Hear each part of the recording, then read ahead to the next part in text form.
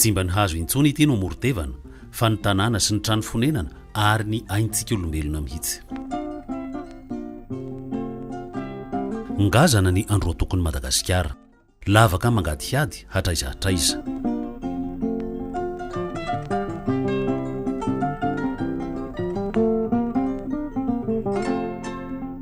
Ny toron-tanety mirongatra isaky ny maintany, vokany makiana sady lantsiro ny tany ka mamakitratra ny mpamboly. Nisan'ny mponina nefa mitombo haingana, saingy mbola mariny tsy mahatsapa izany hoe voka-dratsy ny fiovaovan'ny toetrandro. Ny GSDM dia mandroso vahaolana izay efa ampiharina eran'ny kontinanta 5 dia ny agroekôlôjia.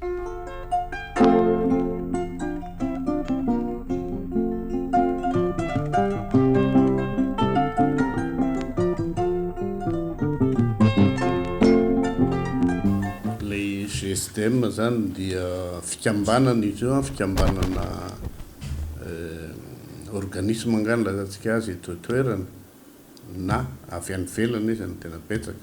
Dia ireo izy rehetra ireo ny tambarany dia hoe mivoy an'ilay antsoina hoe agroekôlôjia, izay azo adika tsotsotra hoe fomba fambolena maharitra.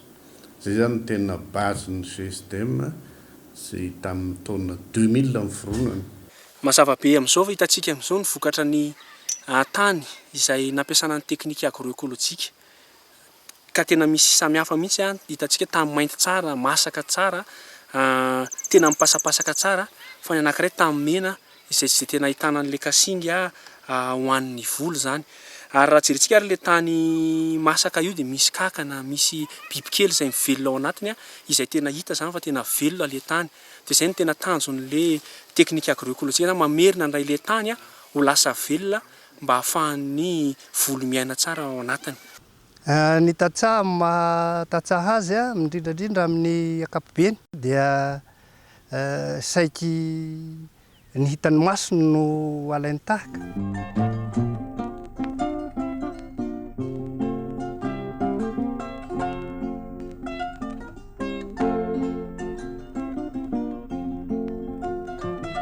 Mila mahita maso ny tantsaha ka ny GSDM izay miray ombonantoka amin'ny tetikasa papam eo anivon'ny ministeran'ny fambolena sy ny fiompiana dia nanajary vala fikaroana sy fanandramana ary fampisehoana eto ivory ato amin'ny distrikany Mandoto.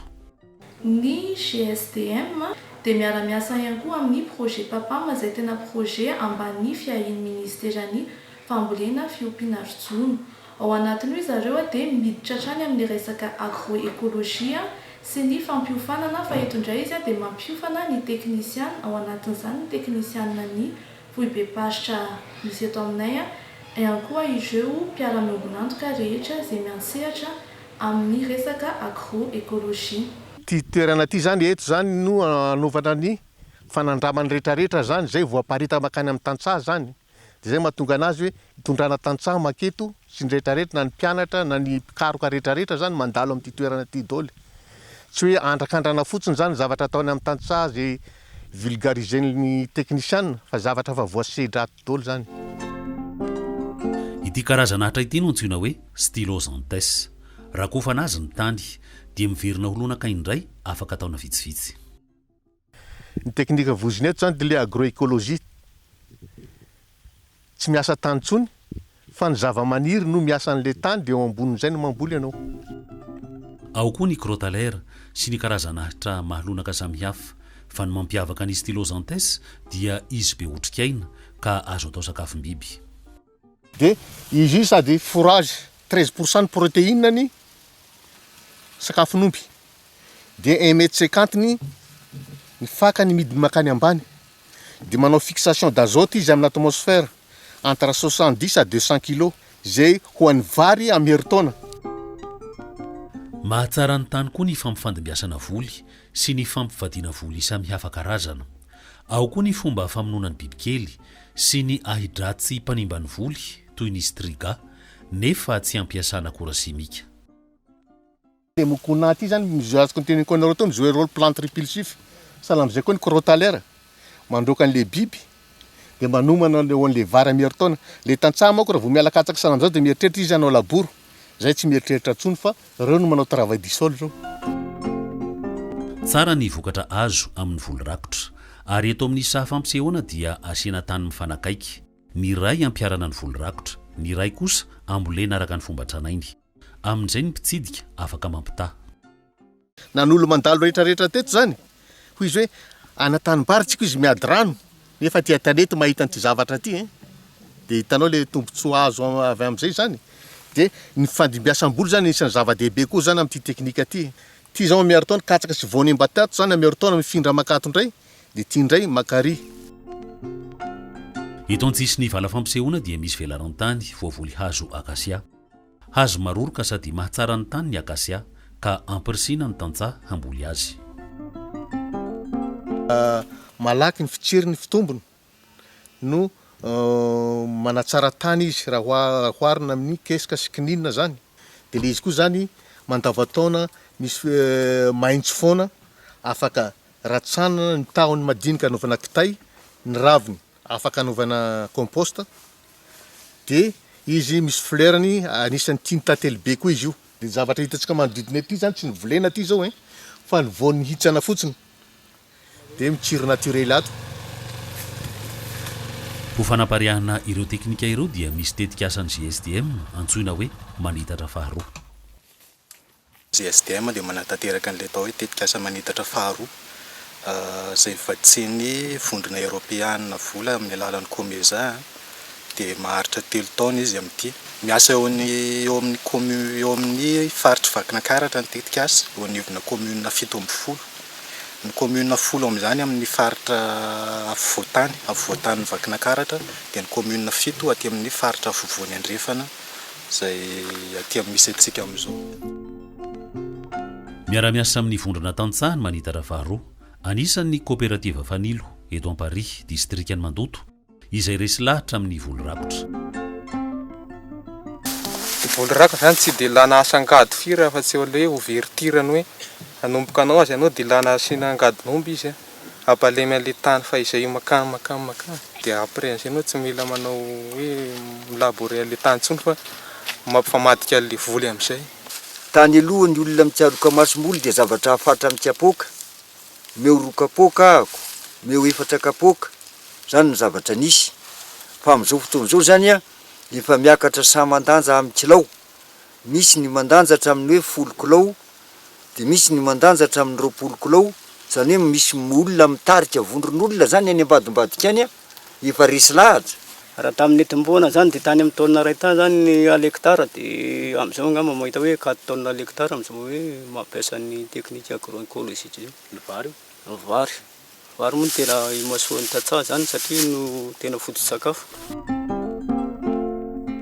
nametraka sasekoly any amin'ny commune 70 Iasany aty Vakinakaratra ny tetika asa manitatra faharoa atao ambavalalana izy ireny mba ho talaky maso ohatra ny eto Soavina aty amin'ny distrikany Mandoto tsy lavitra ny toerana tiako no mipetraka dia mandalo eto matetika ary nahita tsara fa toerana nanjakany adratsy nitovy amin'ny anahako ty tany ty ary efa tsy nambolen'ny tompony taona maromaro fa rehefa nisy ny fambolena teknika taty aminay zany dia nanao volo teknika ny olona teto ary hitako tsara fa naharesy lahatra any nahita azy hoe kay ve tena miova ny tany araka ny fikarakarana azy sy ny fanajariana azy araka ny parcelle sy ny zavatra nataony teto namboly vary tany teto zahay tamin'ny tsy tadiditsy tsony izy eo amin'ny 5 na 9 taona teo dia tsy nahatana vokatra fa zay moa tsy mahalala hoe reny zany atao hoe striga dia kivy zahay dia nazaninay dia rehefa tafaresaka tamin'ny zareo rehetra satria manentana moa ireo dia nataonay andrana moa zany le izy teto dia efa nahatana tamin'ity taona ty eny amin'ny 4 taona l'hectare teny zany le varatany tsy natao teto tsara ny vokatra nampiasana ny agroécologie ka resy lahatra ny tantsaha na ireo mpitarika izany na ny mpiray monina ty zany sady mampena fandaniana izy dia mahalonaka an-tany keo sady tena izy zany tena hoe mahatsara ny tany sady mahatsara ny firafitry ny tany dia vokatra zany mitombo sady tsara ny kalitaony tena vonina ary tena maniry raha ho an'ny tantsara rehetra hoe mba samy hanaraka le teknika fanatsarana tany sy ny fambolena liatra satria misy tombontsoa lehibe zany ho an'ny vahoaka le izy ho anay tantsara. Misy koa karazana zezika apariekin'ny manitatra faharoa dia ny zezika kankana na lombricompost. Marisika manamboatra zezika kankana i Fortuna sy Mino eto Ambohitriny Be aty Mandoto satria tena zezika tsara izy io. Fatao alohan'izay aloha zany dia gidragidra satria na ny adratsy na ny biby dia tao anatiny hinana an'izay dia raha mahavita aza mahavita be nefa ny kely miakatra fa zao mamafy kely nefa be miakatra. Eo amin'le lombricompost zany na maina andro na misy estriga dia tsy misy faty antoka ao anay ny mampiasa lombricompost satria raha maina ny andro mitana ando izy, raha misy estriga ny tany dia tsy mazaka azy aloha zany ny estriga fa mandray vokatra foana zay.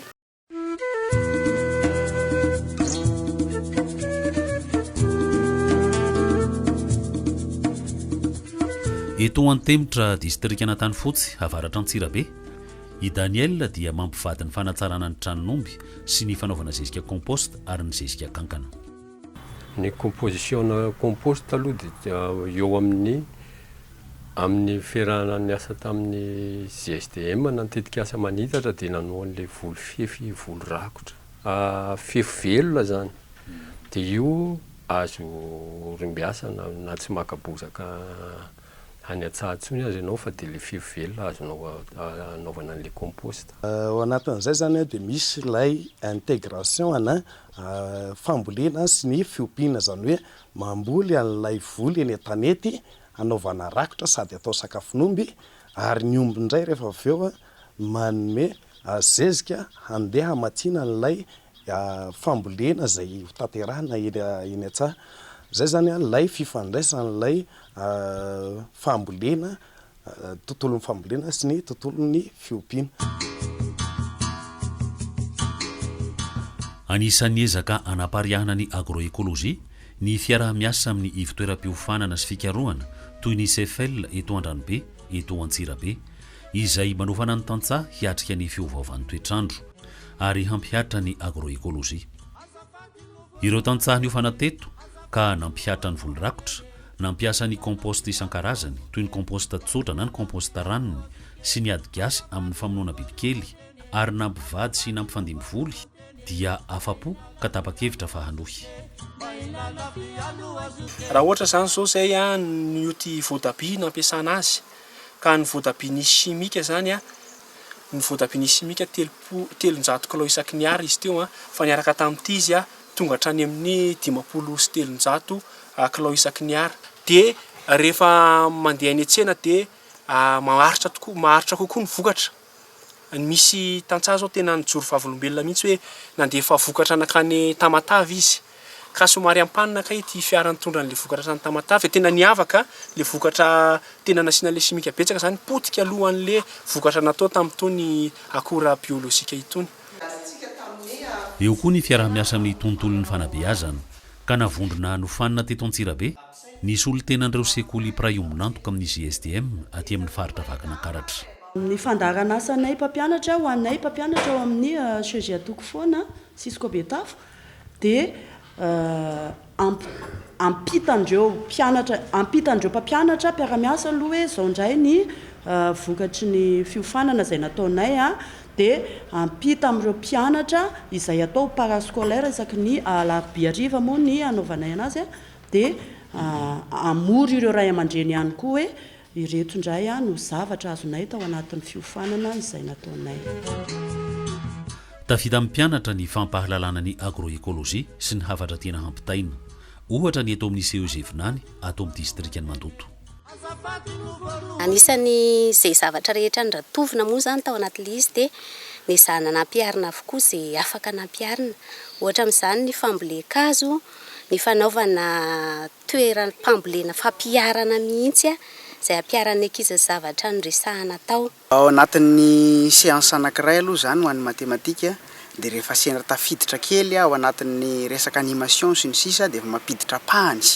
Fa ny tena fampitana n'ilay agroekôlôjia eto amin'ny sekoly dia manana fotoana manokana mihitsy zay fa rehefa miditra kely eo amin'ilay animation dia afaka mampiditra n'ilay agroécologie ao anatin'ilay siansana matematika. Zany hoe eo amin'ny tokotany-tsekoly tsirairay dia efa niazana mba ho asiana an'ireny hoe jardin potager fifaninanana samy mpianatra ihany zany mba tena ao anatin'izay hoe esprit d'adaptation izay amin'ny resaka changement climatique. Rehefa azon'ny mpianatra ny fahalalana fototra dia izy ireo no mampita any amin'ny ray aman-dreniny. Efa nanao an'izay ohatra momba ny famonoana biby mampiasa ravim-boandelaka. Dia nanao ana? Dia efa mba nitsatsara. Tena marina zay satria raha tamin'ny taloha zany nataonay dia ohatrany hoe nanao volovolo fahatany any dia nanao revitra anay zay zao dada fanaovana an'ity asa ty mba tsy isian'ny ialan'le nofo tany dia mba nanao an'izao anay dia mba efa natotosanay zany le volodrakitra dia mba nety le izy. Eny fa na dia tsy ho lasa lavitra izy vao tatsaha tahaka nay ray aman-dreny ihany dia azo antoka fa manana tompo-pahalalana kokoa izy norata tsara hita izay miara-miaina aminay ety. Ny faharoa manaraka an'izay koa dia mahazo tombony koa izay ray aman-dreny satria ny fahalalana izay tovozon'ireo mpianatra ireo avy ety ampianarana dia ampitany aminay. Manomboka mazoto mamboly hazo ny mponina. Ity tanàna nambohitry ny be eto Mandoto ity ohatra dia tsy nisy afa-tsy goavy iray sy fotomanga iray tany amin'ny taona 2000. Izao izy Rakotra Lakasia. Efa maharisitra ny tantsaha manodidina mamboly hazo satria nisy tamin'ny manitatra e zany efa nisy le famboleka-hazo natao. Rehefa amin'izao manitatra de zao indray dia misy 100,000 zany izay alohan'ny olona. Zay zany mba ny olona hoe raha ohatra ka mangataka 100 le olona dia mba mividy 10. Fa tena tsy ampy ny zanak'hazo zay tena mivokarina tety. Dia zany hoe tena nisy risika mihitsy zany natao amin'ny olona amin'izao resaka famboleka-hazo. Ndoro tanety zany taloha teo amin'ny talohan'ny 9 taona eo zany ndoro tanety dia tena ndrongatra be mihitsy. Fa taty aoriana zay 4 taona zay zany dia ohatran'ny somary lefilefy mihitsy ndoro tanety satria eo koa fanentanana amin'ny fambolena hazo dia ohatran'ny tonga saina zany ny olona. Taloha zany dia ty raha tena tantara zany dia tadidina mihitsy mbola kely zay rakotra hazo indrindra fa goavy.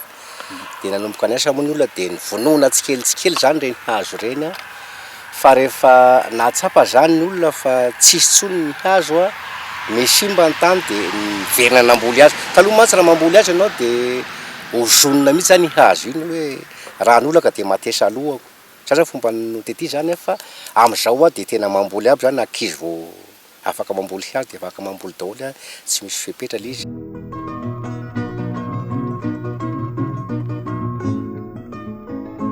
Izay ny any Vakinankaratra fa aty Vohiposa atao amin'ny faritra Matsiatra ambony kosa dia entanina ny mponina hiaro ny tehizam-bohitra eto Andrahaky sady hampiatra ny agroécologie ka sady manatsara ny vokatra sy ny velom-pony tantsaha no mamelona ny sakelin-drano izay mivarina any amin'ny renirano fanindrona hahafahana mametraka toby famokaran-jiro. Miara-miasa amin'ny GSDM ny ONG GRED. Amin'ny ankapobeny zany ity sandrika ity dia sandrika eo amin'ny 30 hektara. Dia izay no ezahana asiana drafi-panajariana ao anatiny. Misy mpamboly manko ny tantsaha ao dia ihany koa misy toerana hoe tsy amboleny zareo. Ao anatin'izay anaovanay ilay voly hazo dia ao anatin'ny toeram-pamboleny iraha-miasa amin'ny GSDM zany anaovan'ilay fampianarana an'ilay tantsaha amin'ilay hoe fomba fambolena maharitra amin'ny ankapobeny. Dia nohajariana ny tendrombohitran-Drahaky nasiana tsipy-mira abo na courbe de niveau. Avy eo nasiana voly rakotra karazanahitra mahalonaka ny tany toy ny crotalaire sy ny stylosantès. Eo koa ny fampiarana ny volovary an-tanety izay tsy dia nahazatra ny mponina aty hatr'izay. Nentina tany vory any Mandoto aloha ry zareo hahita maso izay vao mampiatra aty an-tanàna. Taloha ngay dia noho ny vao tena namboly an'io dia kaminy namboly dia rehefa avy nahita ny fampianarana natao tany Ivory ngay dia tahitra mihitsy ny hoe mba hampiasa zezika hanao compost sy ny namany satria mahita ny vokatra miakatra eo. Ny zezika anay aty aloha dia tena tsy ampy be dia be mihitsy ny zezika amin'izao fotoan'izao fa satria tsy misy omby firy ankehitriny. Zao eny omby. Ny omby dia tonga ny mpangalatra. Vao niakatra ny vary vokatry ny fanandramana voalohany dia resy lahatra sahady ny tantsaha. Raha ohatra izao fahitana zao zao tena milamaka ny rivotra matoy zao milamaka dia mavesa boa. Fa raha vary maivamboa izany tena loatra amin'ity. Ary eto misy loharano izay afaka mamantsy ny barazin'ny jiro, mamantsy tasaha maromaro, efa saika lasa efa eo amin'ny 50% ny fisasahan'le loharano. Dia hatramin'izay nahatonga fananairana teto, fagnarenana teto amin'ny fotoana vitsivitsy zay efa hita hoe efa misokatra le loharano zany amin'izao fotoana zao. Rehefa velona ny loharano dia mihabetsaka ny ranony fanindrona, ka eto Fotamantsina aty amin'ny commune Sahatona dia anorenana tohodrano famokarana jiro hamatsy commune 3 dia Sahatona sy Vohiposy ary Camp Robin. Ary ny mponina dia efa voentana satria ny rano dia tena ilaina hamokaran-jiro sady hanondrana ny tanimbary. Raha ohatra zany fa avy ny orana dia raha ohatra betsaka ny orana dia lasa mitondra tsango be dia be zany. Fa raha ohatra kelikely ny orana dia arakaraka an'izay zany no mahatonga ny toerana totitra sy ny hoe tsy totitra. Amin'ity tetikasanay ity moa zany dia izay hoe famatsiana herinaratra izay mampiasa rano dia ao anatin'izay zany misy fiarovana ny tontolo iainana, izany hoe aty aloha zany dia misy fiarovana ny tontolo iainana, any aoriana moa zany mazava ho azy hoe fampiasana an'le rano ho an'le jiro. Dia izay mahatonga anay hoe le tatsaha aty aloha, izany hoe aty aloha amin'le sandrika zany miara-miasa anay amin'izay resaka hoe fiarovana ny ofin-tany amin'ny ankapobeny sy ny tontolo iainana.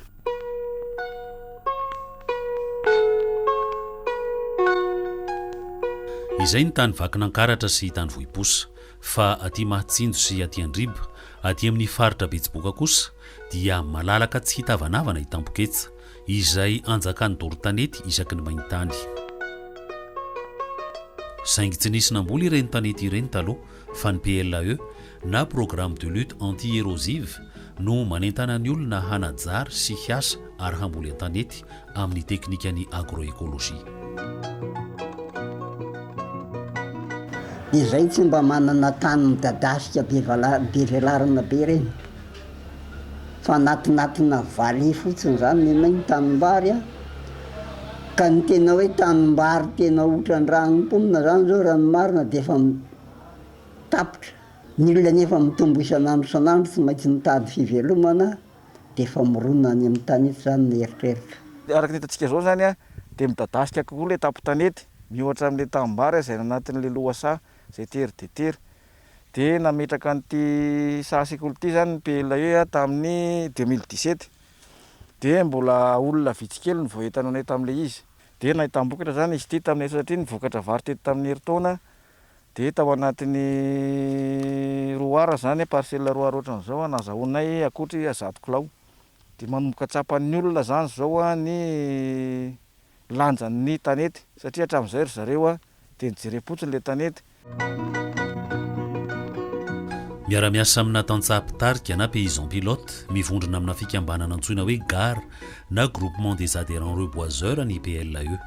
Ampirisihana ny tantsaha hampivatin'ny voly fihinana sy ny fambolekazo maroroka toy ny akasia, farafahakeliny iray hektara isam-pianakaviana, izany hoe sahaza zanakazo 900 sy arivo eo.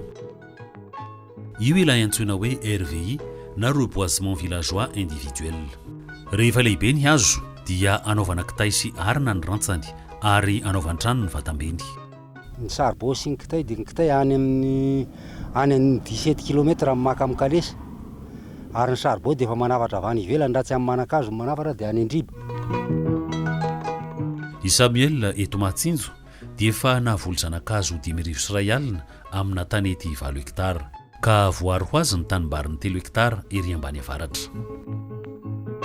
Le reka koa zany dia mafisindre courbe de niveau dia efa voatazotazotazona dia tsy dia nisy taina tsanganidina firy-tsinona kany zao. Vokabary aloha azo tamin'ity taona ity azo lazaina nety. Mandritra amin'izay aloha indraindray mahita manana 9 tonnes indraindray 11.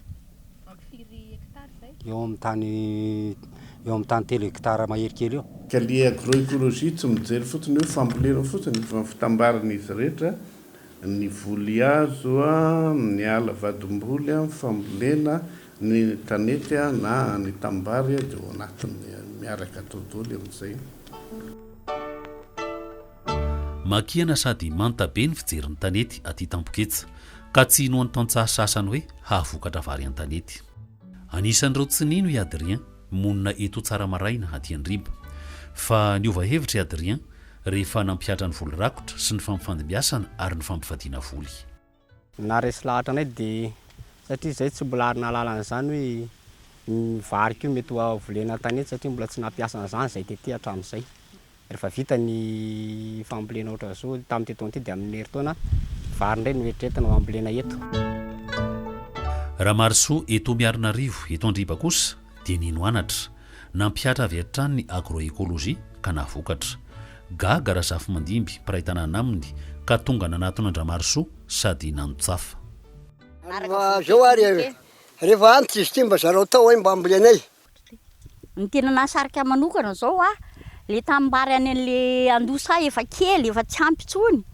Dia kely le tany any dia hoe ny tanety malalaka dia hoe misy fampiofanana vary tanety vokatra be dia izay no nasarika hoe za anao. Dia izay no nahatonga anaka hoe mbola za rery tamin'ny herintaona dia tena nahita vokatra.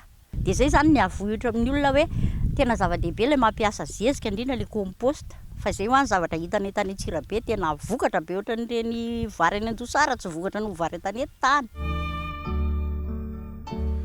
Vehivavy mavitrika sady liam-pivoarana tao Andriamarso Ravony Arso Arlette nanajary teizam-botra midadasika be eto Manjakavaradrano aty Andriba. Mpampianatra Ravony Arso Arlette ka hainy nanovany sainy olona izay tsy nahalala afa-tsy ny volomangahazo hatr'izay. Dia tapa-kevitra fa nahita ny zareo teknisianina mampianatra teknika ireo dia nanao an'ity fambolena tanety ity fa mety daholo na katsaka na vary amin'ny tanety na lojy ny voanjobory. Dia ny taniko eto manta be dia mamboly an'ireto mokona reto zany anamasahana tany.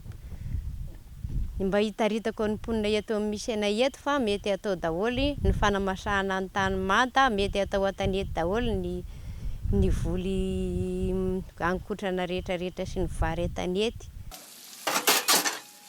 I Denise koa dia vehivavy mazoto miasa ka mahatalanjona ny piraimonina ny tanikazo sy ny tanimboliny ary ny vary an-tanetiny. Raha olona voninam-boly anaraka an'le voly rakotra ara-teknika dia za efa ndroso teo aloha tsy mivarotra fa vonina izara amin'le namana. Efa efatra zinga zao nefa nameko andreo masomboly vary io aloha. Rehefa mamboly hazo dia asiana voly fihinana toy ny voanjo na voly hafa amin'ny manodidina azy sady sakafo no aro afo. Dia iny zany tanan'ilay olona hoe mba asio voly fihinana. Ohatra hoe mangahazo na voanjobory na tsaramaso. Dia mba mijery zareo mba manaramaso matetika an'ilay tany zanakazona sy mijerijery an'ilay voanjobory na le mangahazo. Dia sanatria misy afo mandalo koa dia tsy maintsy tonga dia vonono le izy. Vokatry ny fametrahana sasekoly maromaro izay atao mba valalana sady talaky maso isaky ny komunina dia niova ny fihevitra sy ny fihetsiky ny tantsaha aty Tampoketsa. Fa tamin'ity kosa ilay hita mihitsy hoe anina 3 kilô zao no nataoko tamin'ity dia nahatratra 200 kilô niakatra tamin'ity. Izay mijery eto dia resy lahatra tanteraka ary mahita firoborobo le zava-maniry dia resy lahatra tanteraka izy ary efa mihabetsaka zao ny tafiditra anao azy ity. Miaiky ny tantsaha fa raha marisika mampihatra ny agroekôlôjia dia hamokatra ny tany, ho resy ny mosary ary ho tanteraka ny fanjarian-tsakafo. Profovankana zao hita maso zao dia vomanga eo amin'ny 2 volana latsaka kely eo ary rehefa tena agny fangadiana azy zao dia mahatratra agny amin'ny 5 kilao dia hita hoe tokony hamokarana hidina amin'ny tsy fahampiasakafo izany toerana izany ka dia manentana sika vahoaka. Hatramin'izay zany tetỳ aminay tetỳ dia hitany ety dia tsisy pikitika zany io fa ohatran'ny hoe natao fiandrasan'omby.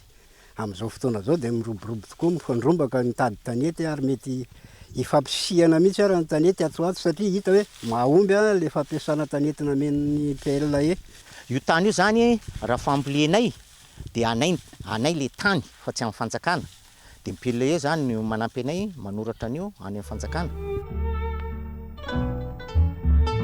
Fomba sy teknika mahomby mamelona sady mamerina ny tsirony tany holova ho an'ny taranaka ny agroekôlôjia fa mila faharetana. Ary ny zavatra tena mahafinaritra izy indrindra araky ny hitanay tamin'ny faritra ny roa iny dia tany efa nilozan'ny olona efa tsy ambolentsony afaka miverina indray fa mila fotoana zay farafaratsiny mirona 3 taona eo dia gaga izy hoe eny tsara ihany ty tany ty rehefa mpiarina be teknika. Ny mpitondra fanjakana toy ny DDR vaky nankaratra kosa dia fa mitsinjo lavitra be. Ary ny politika ny fitondram-panjakana moa dia hoe mba hanana an'izay famokarana eo amin'ny 500,000 tonnes eo zany tsika vary raha resaka vary alohan'ny 2024 dia iverinay zany fa tena fandraisana anjara eo amin'izay fanatratrarana an'izay tanjona zay ny fampiroboroboana nyty teknika mahomby izay teknika mpambolena mahomby izay miaro ny nofotany ary koa afaka miatrika ny fiovaovan'ny toetrandro. Dia tokony toy le asa zany hoe rehefa nisy projet nanomboka ohatra dia raha misy inona zavatra miova izy atao amin'ny fotoanany tokony toy foana le asa satria ady ezaka lavitra ezaka le zavatra atao dia raha vao tapatapaka le izy dia tsy hita ny résultat farany. Zay zany no hitako hoe cléman'le izy zay nga message atao. Mbola malalaka i Madagasikara ary ny tanety lava dia misy sainana hoe tokony ho tsara kokoa ary ho lavitry ny ahiahy ny fiainantsika malagasy raha mpitso raha vita voly hazo sy voly rakotra ireto tany ngazana manerana ny tanindrazana.